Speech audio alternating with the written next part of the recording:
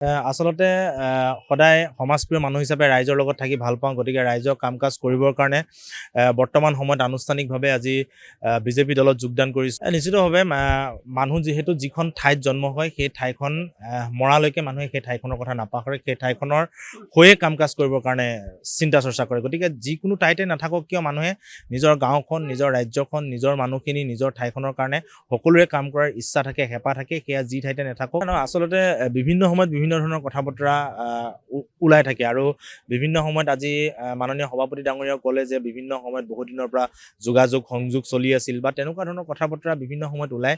কিন্তু মই কৈছিলোঁ যে যিদিনাখন মই নিজে সিদ্ধান্ত ল'ম তাৰ এদিনৰ আগত ৰাইজক অৱগত কৰিম। বহুত দিন ধৰি পেলাই আছুৰ সংগঠনৰ লগত জড়িত আৰু দুবাৰ কৈছে তেওঁ আছুৰ সাধাৰণ সম্পাদক আছিল আৰু তাৰ পিছত আজিৰ পৰা এটা নতুন পৰিচয়, নতুন এটা চিনাকি শংকৰজ্যোতি বৰুৱা আমাৰ সৈতে আছে আৰু আজিৰ পৰা শংকৰজ্যোতি বৰুৱা বিজেপিৰ তেওঁ এগৰাকী ছাত্ৰ নেতা, বিজেপিৰ তেওঁ এতিয়া কৰ্মকৰ্তা। দাদা, যিহেতু এটা নতুন পদক্ষেপ আজি লৈছে আৰু যোৱাকালি আপোনাৰ এটা ফেচবুক পোষ্ট, তাৰপিছতে আজি আপুনি ৰাষ্ট্ৰীয় দল বিজেপিত আপুনি যোগদান কৰিলে। আচলতে সদায় সমাজপ্ৰিয় মানুহ হিচাপে ৰাইজৰ লগত থাকি ভাল পাওঁ। গতিকে ৰাইজৰ কাম কাজ কৰিবৰ কাৰণে বৰ্তমান সময়ত আনুষ্ঠানিকভাৱে আজি বিজেপি দলত যোগদান কৰিছোঁ আৰু অনাগত দিনত ৰাইজৰ হৈ কাম কাজ কৰি যাবৰ কাৰণে, ৰাইজৰ লগত থাকি সদায় উন্নয়নৰ কাম কাজ কৰি যাবৰ কাৰণে চেষ্টা কৰিম।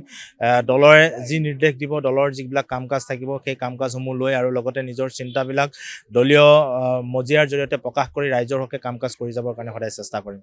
আছুত আছিলে আপুনি এটা জাতীয়তাবাদী চিন্তাধাৰা আৰু জাতীয়তাবাদী আপুনি আস্থাত বিশ্বাসী, তাৰপিছত আপুনি এটা সিদ্ধান্ত ল'লে আজিৰ পৰা আপোনাৰ যিহেতু পৰিচয়টো ৰাষ্ট্ৰীয়তাবাদী দলত আপুনি যোগদান কৰিলে।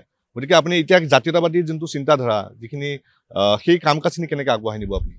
নিশ্চিতভাৱে মানুহ যিহেতু যিখন ঠাইত জন্ম হয় সেই ঠাইখন মৰালৈকে মানুহে সেই ঠাইখনৰ কথা নাপাহৰে, সেই ঠাইখনৰ হৈয়ে কাম কাজ কৰিবৰ কাৰণে চিন্তা চৰ্চা কৰে। গতিকে যিকোনো ঠাইতে নাথাকক কিয় মানুহে নিজৰ গাঁওখন, নিজৰ ৰাজ্যখন, নিজৰ মানুহখিনি, নিজৰ ঠাইখনৰ কাৰণে সকলোৰে কাম কৰাৰ ইচ্ছা থাকে, হেঁপাহ থাকে, সেয়া যি ঠাইতে নাথাকক সেই হেঁপাহ কেতিয়াও মৰহি নাযায়। গতিকে ময়ো আজি বিজেপি দলত যোগদান কৰিছোঁ। মই বিজেপি দলত যোগদান কৰি মই মোৰ মানুহখিনিৰ কাৰণে, মোৰ ৰাজ্যখনৰ কাৰণে, মোৰ ঠাইখিনিৰ কাৰণে, সমাজৰ কাৰণে সদায় কাম কাজ কৰি যাম আৰু সেই ধৰণে মই সদায় আগবাঢ়ি যাম।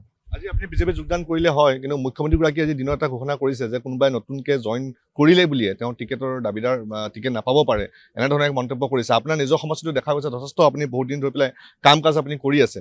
গতিকে আপুনি কি ভৱিষ্যত লৈ পেলাই ভাবি পেলাই আপুনি ইয়ালৈ আহিছে? আচলতে মোৰ কাম কাজসমূহ লক্ষ্য কৰিলে আপুনি দেখিব যে মই সদায় আৰ্তজনৰ সহায়ৰ হাত আগবঢ়াওঁ আৰু আৰ্তজনক সহায়ৰ হাত আগবঢ়োৱাত মানুহৰ স্বাৰ্থ নাথাকে। গতিকে মই আজি অনাগত দিনত যেনেকৈ আৰ্তজনক সহায়ৰ হাত আগবঢ়াইছিলোঁ, কোনোবাই পঢ়িব পৰা নাই মই পঢ়াত সহায় কৰিছোঁ, কোনোবা মানুহ ঘৰ ভাঙি গৈছে মই ঘৰ বনাই দিয়াত সহায় কৰিছোঁ, কাৰোবাৰ খোজকাঢ়িব পৰা নাই মই হুইল চেয়াৰ দি সহায় কৰিছোঁ, ট্ৰাইচাইকেল দি সহায় কৰিছোঁ।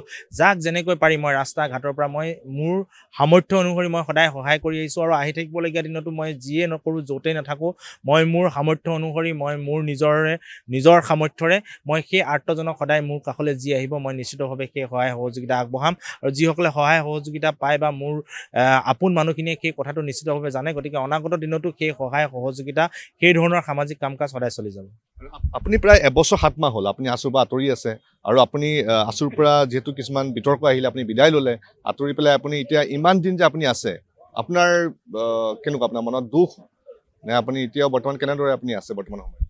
আছুৰ পৰা অব্যাহতি লোৱা 1 বছৰ 7 মাহ হ'ল আৰু আপুনি 1 বছৰ 7 মাহত মোৰ সামাজিক মাধ্যমটো যদি চাই দেখিব মই প্ৰত্যেকটো দিনে মই সদায় ৰাইজৰ সৈতে থাকি সক্ৰিয়ভাৱে কাম কাজ কৰি যাবৰ কাৰণে সদায় চেষ্টা কৰিছোঁ আৰু অনাগত দিনতো মই যিয়েই নকৰোঁ, য'তেই নাথাকোঁ, যিয়েই মোৰ চিন্তাধাৰা নহওক, মই সদায় ৰাইজৰ হকে, ৰাইজৰ চিন্তাৰে, ৰাইজৰ যিবিলাক কথা বতৰা সেইবিলাক লৈ ৰাইজৰ মাজত কাম কাজ কৰি যাবৰ কাৰণে চেষ্টা কৰিম আৰু এয়াই মোৰ আচলতে সংকল্প।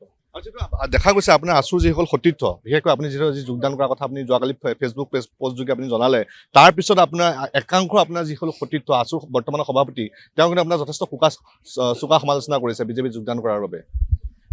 আচলতে যিহেতু নাম লোৱা নাই, গতিকে মই মোক কৰিছে বুলি মই ভবা নাই আৰু যদিও কৰিছে সকলোৰে বাক স্বাধীনতাৰ অধিকাৰ আছে এই ঠাইখনত বা এই অসমখনত। গতিকে বাক স্বাধীনতাৰ খাতিৰত যিয়ে চোকা সমালোচনা কৰক সেই চোকা সমালোচনা সদায় সহ্য কৰিব পৰা গুণ থাকিব লাগিব ৰাইজৰ কাম কাজ কৰি যাবৰ কাৰণে আৰু মই সেই গুণ আছে বুলি ভাবোঁ আৰু সেই সমালোচনা ঋণাত্মকেই হওক ধনাত্মকেই হওক এইবিলাকক লৈ মই সদায় আগবাঢ়ি যাম আৰু দুগুণ উৎসাহেৰে সদায় কাম কাজ কৰিম। আপুনি ৰাজনৈতিক দলত অহাটো নিশ্চিত হয়, আমি বহুত দিনৰ পৰা আপোনাৰ যিহেতু কিছুমান কথা গম পাই আছিলোঁ, কিন্তু আপুনি মাজতে আকৌ ওলালে আপুনি কংগ্ৰেছত যোগদান কৰিব বুলি।